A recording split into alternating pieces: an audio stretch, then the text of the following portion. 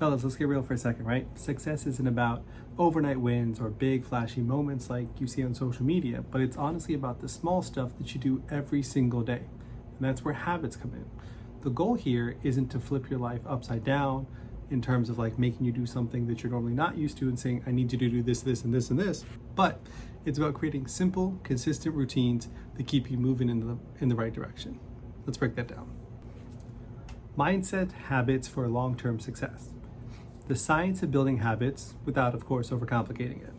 So, building solid habits isn't magic. It's just about understanding the basic mechanics. Here's how it works. You have triggers. Triggers is something that kicks off the habit. Example, feeling stressed out at work. And then there's the actions. What do you do in response to those triggers? Generally, and I'm guilty of this as well, scroll on social media, binge watch TV, or drink.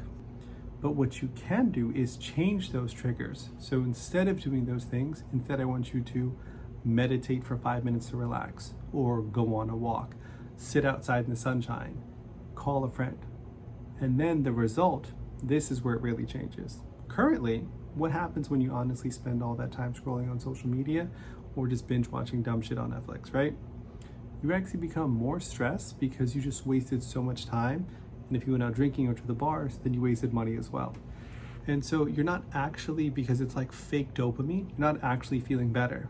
But if you do some meditation or actually go outside and get some vitamin D and some sunlight, you will actually feel calmer and more ready to enjoy your day. This framework is called the TAR framework: triggers, actions, results. Pretty simple, pretty basic, but it is extremely powerful. Mastering this, you'll have the key to building positive habits and breaking bad ones. Now, how to build habits that actually stick.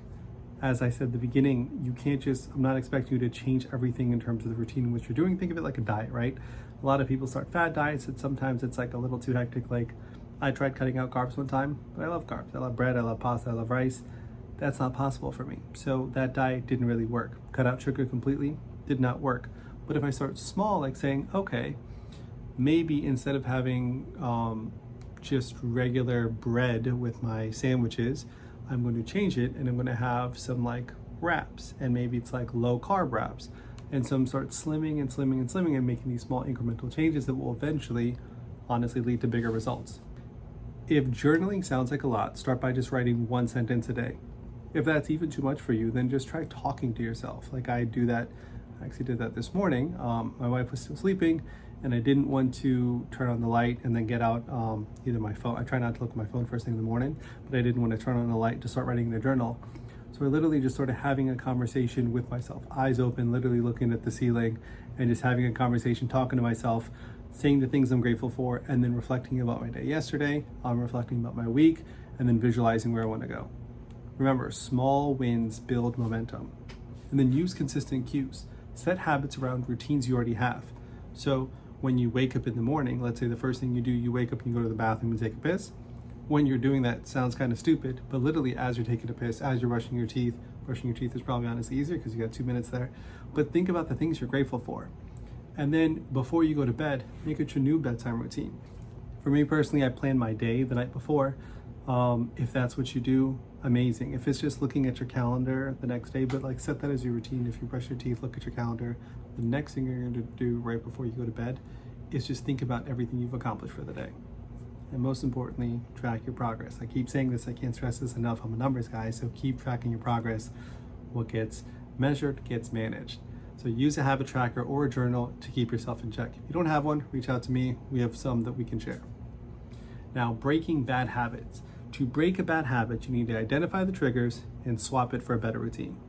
Example, like we discussed before, if you're feeling stressed, instead of reaching for your phone, just put your phone down and go take a walk. If you reach for snacks every time you're bored or stressed out, replace it with a walk or stretch. You'll notice kind of like similar themes here, right? It doesn't matter like what your trigger is and your action is, you can change up you'll get the same result if you just change your actions. Now, when you're doing this, it's easier if you have like a foundation, so you should build yourself a daily mindset routine. A positive mindset isn't something you just flip on and off, but it's built through daily habits. The goal is to create routines that boost your mental, emotional, and physical well-being. Here are 4 practices to try. First is the gratitude practice. We talked about this earlier. But gratitude actually shifts your focus from what's missing to what's good in your life. It rewires your brain to spot the positives. So physiologically, you actually cannot be both anxious or worried and grateful at the same time, because the same part of the brain controls both of those emotions. So if you try to focus on gratitude when you're feeling anxious or worried, then you are literally rewiring your brain to understand and see life completely differently. How to do it? Every single morning, write 3 things down that you're grateful for. You can do the morning or the nighttime. For me, it's the morning because I start my day on that note. It honestly could be anything. Literally, I'm honestly blessed. Like, I don't have the biggest house, but it is a very comfy and it's a very nice house. We have nice furniture. Our kids wear nice clothes. I have 2 beautiful kids. I eat organic food. I have an amazing job, amazing career, amazing wife. And there's like simple things like my feet hit the floor this morning. You know what I mean? I'm still breathing. I can still see. I can use both my hands, my feet. It doesn't matter what it is. It could be like the food that you ate. For me, it's going to be like I had Starbucks with my wife, just had a nice little coffee date, a meal, something simple. It doesn't matter what it is, but find the things, be grateful for it. Next, we have meditation. So why does meditation work? Meditation reduces stress and improves your focus. And most importantly, it keeps you from getting stuck in your head all day and repeating that negative cycle, a negative loop. How do you start? First, you have to do 5 minutes of breathing each day. That's it, just 5 minutes. Nothing crazy. You're not going to sit there for an hour unless you want to. There's apps like Calm or Headspace, or honestly, you can just literally go on YouTube and look up 5-minute meditation. And there's ones with words, ones without words. It's up to you whether you want someone talking to you, guiding you. There's both men and women on there, or if you just want to do it yourself.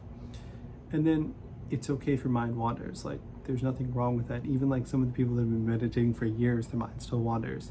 Your goal is to bring yourself back to your breath. The reason why you focus on your breath is that keeps you present. Like, you're breathing right now and all you're thinking about is that. You're not thinking about all the shit that happened in your day. You're not thinking about the bills you have tomorrow or the problems you have in the next couple of weeks. You're only thinking about the present moment. And again, you are not, no one's expecting you to be a monk. You're going to sit there and reach some form of enlightenment. Honestly, I've been trying meditation, not consistently, but I've been doing it for like 2 years now, and I haven't reached any sort of enlightenment. I think it's just one of those like grounding principles. Next, we have visualization. Why visualization works? Visualization helps you mentally prepare for success by rehearsing your goals. Sounds kind of silly, but honestly, it's like literally everything comes down to rewiring your brain. Your brain is extremely flexible and you can actually reprogram and rewire it. Think of it like a computer.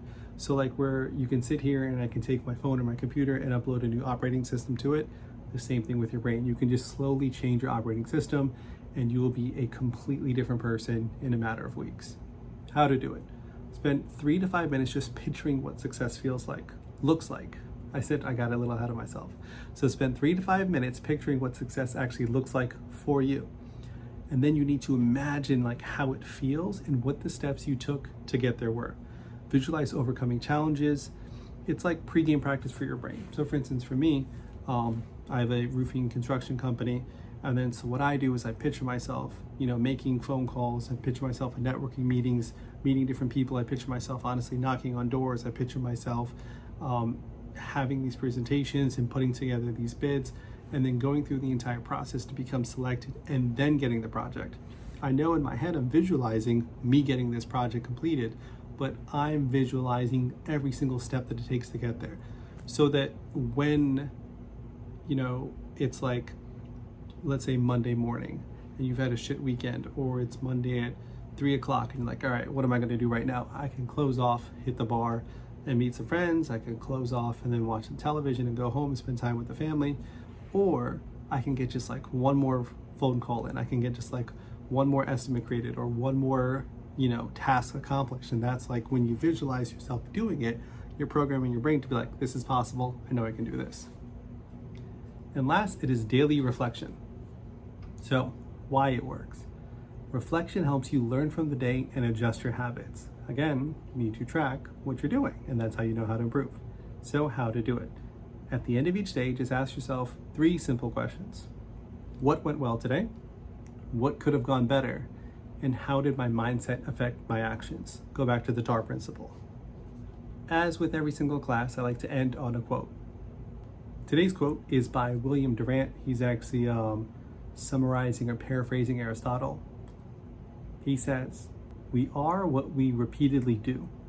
Excellence, then, is not an act, but a habit."